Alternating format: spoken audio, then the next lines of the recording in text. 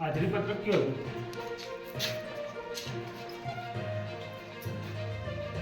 આજનું હાજરી પત્રક કયો હતું સર?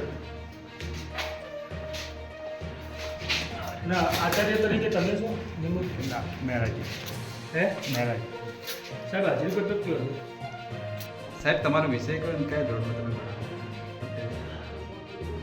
પહેલાં અત્યારે સર, ગાડી જોઈને પછી હાલ તમે આયા 1 વાગ્યો છે તો ક્યાંથી આયા સાહેબ તમે? હાલ ક્યાં આવ્યો?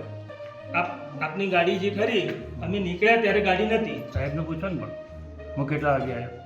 પ્રિન્સિપલ દાસ આચાર્ય સાહેબ તમે ક્યાં પોતે?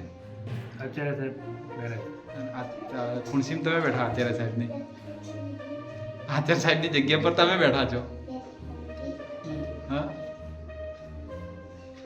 હા સાહેબ કે તમે સાહેબ આચાર્ય એમને કીધું એમની એ હશે આચાર્ય. એવું છે ને?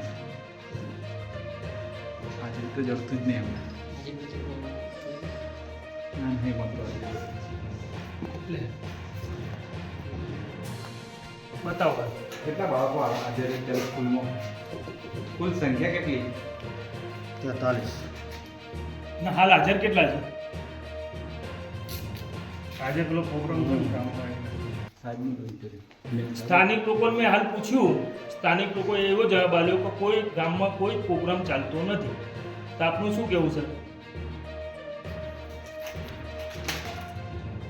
હાલ જ આપના સામે મેં પૂછ્યું ગામવાળાને, એ લોકો કહે છે કે અમારા ગામમાં કોઈ જ પ્રોગ્રામ ચાલતો નથી. અત્યારે હાજર સંખ્યા કેટલી છે? ઘઉંની કાપણી ચાલે તો બાળકો ઘઉં કાપી છે બાળકો નાના બાળકોને રમાડવા માટે ઘેર છે. એટલે કોણ રહે ઘરે? આ બાળકો નાના બાળકો હોય એના માતા પિતાને એમને રમાડવા ઘેર એટલે માતા પિતા રમાડી કે પછી છોકરો રમાડો, મોટો છોકરો નોનકો હોય ને એમને રમાડો. એટલે એનો કહેવાનો મતલબ એમ કે કોઈ આવતું જ નથી સ્કૂલમાં, એમ ને? આવન અને તમે જ હાલ કીધું ને? આ પેલો વરસાદ પડ્યો એટલે ના, તમે શું કીધું હાલ? કે બાળકો રમાડવા માટે છે.